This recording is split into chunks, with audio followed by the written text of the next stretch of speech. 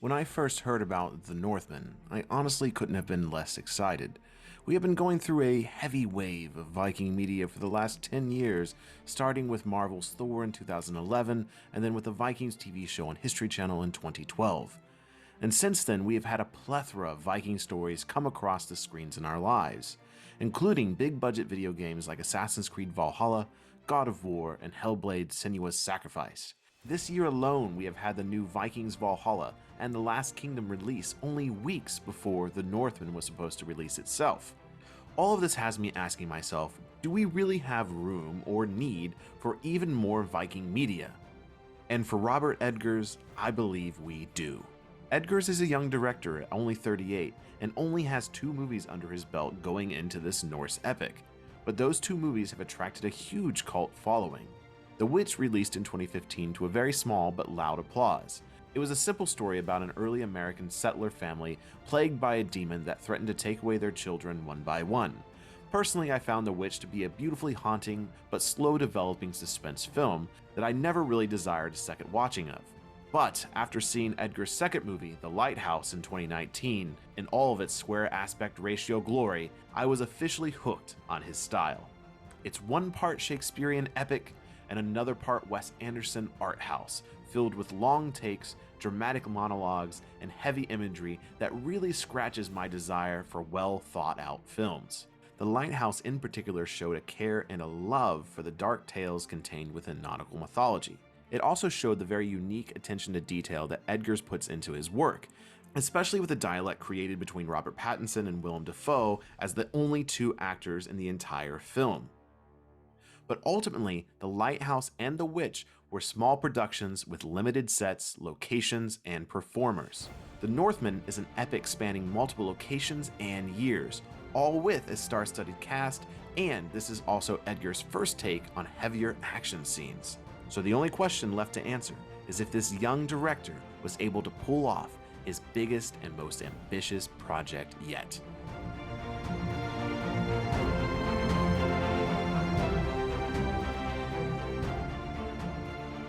So, did Robert Eggers pull it off? Yes, yes he did.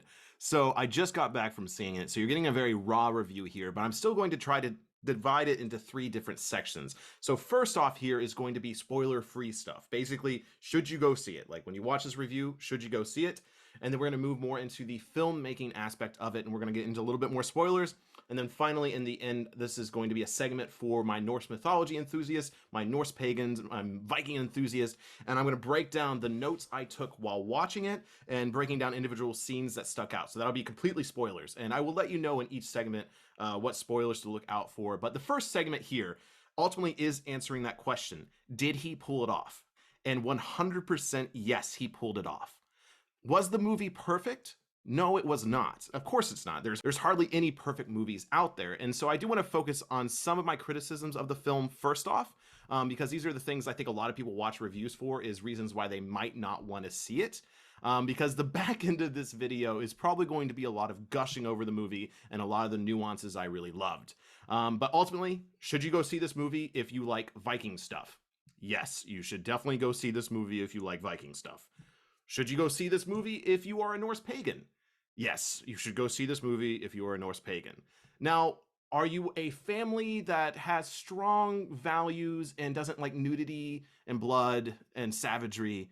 Then no, definitely do not see this movie. And I would say this movie definitely isn't for everyone. When I walked out of the theater, there were several people talking behind me about how they liked the film. And the first thing I heard was, oh, I hated it. And the reason the person was saying is because it was just too long.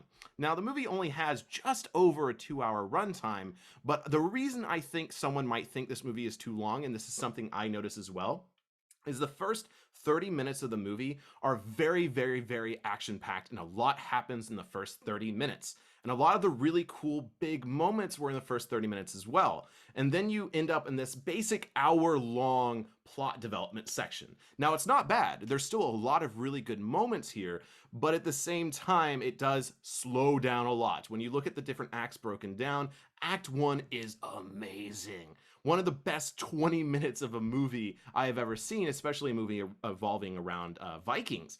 And so when you move into the second, third, and fourth act, really, it does take a slowdown. And so I think this is where a lot of people may have a problem with the movie.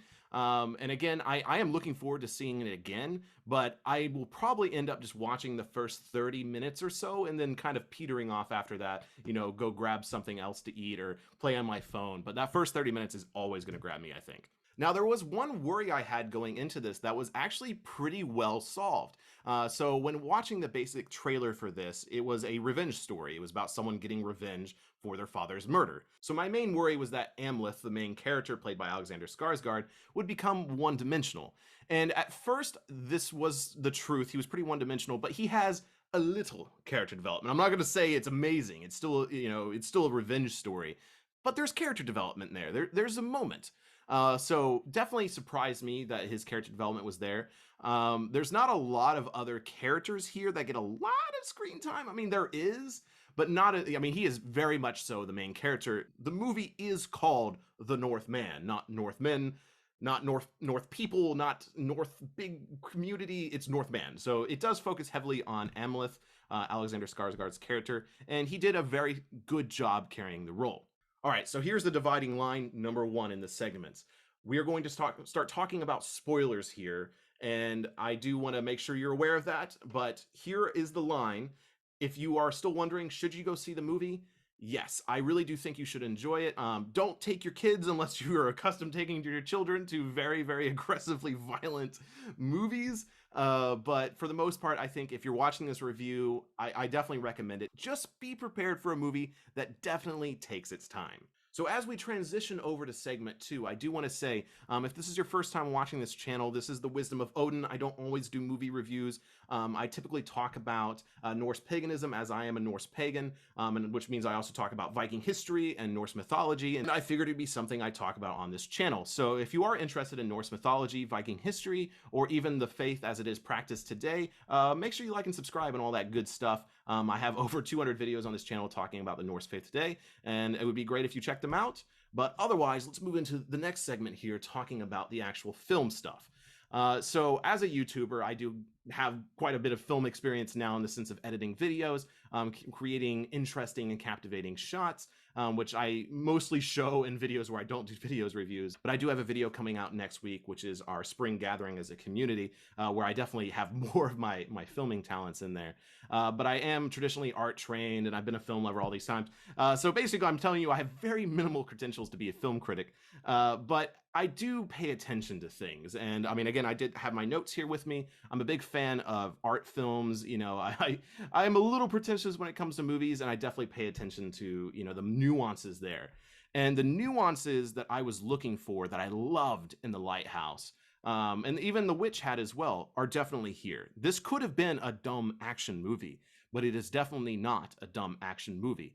There are so many long shots in this movie. And again, this is where we're moving into slight spoilers here. One of the beginning scenes is of a raid of a village. And if you actually pay attention, the raid of this village happens in basically 2 to 3 takes. I mean, you have them charging the wall, there's a couple takes there, but the moment they get into the village, it's one long take. That is amazing, and that is so much work to do because you have so many different actors and extras. You have pyrotechnics, you have people on horses, you have arrows flying, you have CGI, you have people getting stabbed, you have people getting villages being burned, all in one take, or in one take that seems like one take. So there might be some creative cuts here and there I'll be paying attention to next time, but for the most part, it's one take. That's impressive. I mean, that is incredible timing. That's a lot of moving characters. So really, moments like that made me think, like, man, this guy knows what he's doing. And this is one of the reasons, like, John Wick is a really good action movie, at least in my opinion, because it does long takes. It doesn't do what Hollywood is doing for a long time there, where it literally cuts. And yeah, it develops a certain look to an action scene when you cut. But it also is a way to hide bad directing and people that actually don't know how to fight. So in a lot of movies where people don't actually do any fighting training, you'll see cut, because in order to actually make it look like they're actually fighting somebody, they have to add in all these cuts. But very clearly, like, these action scenes were very well choreographed, and you can definitely see it on camera. So I was worried, as I said in the very beginning here, that Robert Eggers was not, this is his first foray into an action film. I mean, he's had very minor moments in his previous two works. So was he able to pull off good fighting sequences? Yes. But this also goes to the choreographer as well, which I actually don't know the name of. If I find it out, I'll put it down below. Choreographers don't get enough credit, and cinematographers and the director of photography, they're all great people behind this. But often directors get most of the credit, but everyone behind this movie did an absolutely amazing job. So one thing I will say here, again, hopefully you get it by this point that we're mostly into the spoiler talk, but some characters I feel like were underutilized. So your few scenes with Willem Dafoe in the trailer is basically all you get. He's like the top credited actor out besides Alexander Skarsgård and Nicole Kidman, and he has like two scenes. And so, if I had a critique there, I wish he popped up more. I could see how they could easily do it. Basically you have him as the fool character, the jester, and he gets killed by Fjolnir after Fjolnir kills Amaleth's father. And so if he just didn't make him such a dick and you just really used him as the spiritual guide, there's someone else that takes the role as the spiritual guide later. I really think they could have used Willem Dafoe in that role again. He kind of is there as a deformed head, but I really think that Willem Dafoe could have been used a little bit more. Now, of course, like Nicole Kidman's in here. She does a really great job. There's a really good twist, which I actually won't say in here, and everyone just does a really good job playing their roles and make sure nothing is given away. But yeah, the twist is really good. I mean, it's not like Sixth Sense. It's not the biggest twist in the world, but it's there and it's good. And it's handled really well. And then there's a lot of minor actors throughout here. I mean, I wrote down a huge list of actors that were in this movie. But at the end of the day, there's not a lot of them that stand out. I mean, Fjolnir is hateable enough, and you kind of understand his strife, but no one's really going to get an Oscar for this. No one's going to get any acting guild credit. If anyone it would have been Willem Dafoe, I feel like, but his character wasn't getting enough time to shine. But ultimately, Alexander Skarsgård does a good job with the action scenes, enough of the job with the emotional scenes. Then I have to look up her name here. Anya Taylor-Joy, who plays Olga of the Birch in the show. So she was also in The Witch as well, she gets naked in this, and it's very strange because you see the witch and she's young, and it's a little weird. Again, if you are thinking about taking your children to this, think about it again. This movie is aggressively violent. I mean, it makes sense. It shows a very brutally honest depiction of the Viking age and the stories that they told. Now, I think a good transition slowly into the Norse mythology segment of this review is the imagery in this. And this is something that I was really excited coming from The Lighthouse and even The Witch, is Robert Eggers' ability to create really powerful images, almost like paintings within his scenes. I mean, again, that requires everyone behind the camera, and a lot of this goes to the director of photography. But at the same time, yes, just the imagery in this is something that I'm going to be thinking about for a very long time. And one of the reasons I would buy this on DVD or buy it digitally is just to have access to the individual stills and moments within this. And I will say, people who are Viking enthusiasts, people that really anally care about history, I think there's moderation there. There's people that just care about history, and there's people that are a little anal about it. But I think this movie is going to service both sides of that. I think people will be happy with it having a nice traditional Viking look, as far as just kind of burly, bearded men, just kind of savage and dirty. But then also, the outfits. I know people have been talking about this a lot online. The outfits, the jewelry, the weapons, a lot of it has a lot of care detail. Something that had a amazing detail to me, and this is something that was a really good selling point when talking about it with one of my friends, is when I visited the Hopperstad Stave Church up in Minnesota. It's modeled 1-to-1 off of a stave church in Norway. And they were talking about in the tour that the only thing that really changed most likely between pagan temples and Christian churches is they made them taller to reach God and honor God. And there's a scene where you're going to a temple within the movie, and sure enough, it looks like a stave church, except it's not built tall. That is an amazing detail. They didn't have to do that, and someone had to do the research. So whoever did the research for this did an amazing job. Obviously, we don't know 100% of history, so it can't be 100% accurate, and there has to be room for creativity. But definitely when you put this on a spectrum to like the Vikings TV show, from the History Channel, And then, you know, here is complete historical accuracy. It is so much closer to historical accuracy than most Viking media that's come out in the last 10 years. In fact, it's probably better than most Viking media that's come out in the last 10 years, and it's probably the best. All right, so we're officially transitioning again to the Norse mythology side and the Norse pagan side of this. Before we do that, I do want to have a funny moment here. So I went to a place. It was a movie tavern, so they serve food at the same time. You can have food delivered to your seat. And I was looking at their menu before I went because I was like, oh, maybe I'll eat dinner there. I already got a movie ticket here, and I'll put it up here. But they are charging exuberant amounts of money for cheap food. I mean, yeah, of course it's movie theaters, but like, look at this pizza. This is very clearly like a party pizza they picked up from Walmart, and they're charging that much money for it. It's obscene, and it's like $20 for like 8 wings. Oh my gosh, it's crazy. And of course, maybe this has changed with inflation and all those things, but you know what hasn't inflated and what hasn't changed? My Patreon.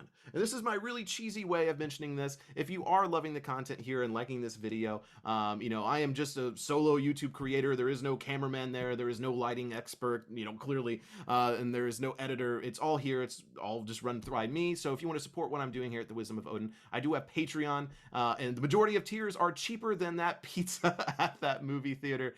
So if you want to support what I'm doing here, please think about donating to Patreon. It would mean a lot, and I have a lot of great benefits there as well. All right, with that, now let's talk about mythology and the pagan elements in here. I do want to have a slight PSA here, just because I do think there's a lot of people who are getting into the faith that would watch this video, and I really want to make sure it's understood that yes, this is a very violent and brutal depiction and, you know, and glorious depiction of the faith, but remember, the faith has changed and it's evolved to our modern era. The reason we put on rituals is not for warlike intentions the majority of the time. We are more like the farmers of this age than we are the warriors of this age. And so something like the Ulfindar ritual, which is absolutely incredible in this movie, absolutely incredible, we have performed in the community to some extent. Now again, the goal is not violence. The goal is not, you know, raiding and pillaging a village. The goal is something like gratitude. I did an Odin ritual back for Yule, and it had very similar elements to what this showed. And of course, the movie has way more brutal elements, but the purpose of my ritual was gratitude and unleashing your primal side to help in almost a healing kind of way, very similar to the band Heilung. So yeah, that's kind of my PSA. Just remember, going into this, especially if you're coming into this faith, is it's not blood and gore and all these things. You know, that was definitely something that was there in the past, but for the most part, we have kind of evolved past that to some extent. And so, yeah, I think but there's little moments in here hidden throughout that I really enjoyed, and I actually made sure I made a note of it. There's a scene where it pans over, and there's a totem to Odin after they raid a village, and there's bread stacked around it, and so there's obviously offerings there. There's a scene which is very much a like fertility festival scene, where there's just a bunch of naked people dancing around a fire. And so that's something that more likely happened in the past. And so, yeah, there is some scenes of subtleness here, but for the most part, most of the scenes are incredibly savage. But I mean, over here, I mean, I got these 3 big boys over here. You know, I have Heimskringla, the story of the Norse kings, Saxo Grammaticus, the history of the Danes, the saga of the Icelanders. These are all very savage stories. You know, most of the stories of the kings and the heroes are savage. And so this movie honestly is a saga on its own, and I would be really interested to see a written form, like someone take this movie and turn it into a saga that is written down in the poetic form.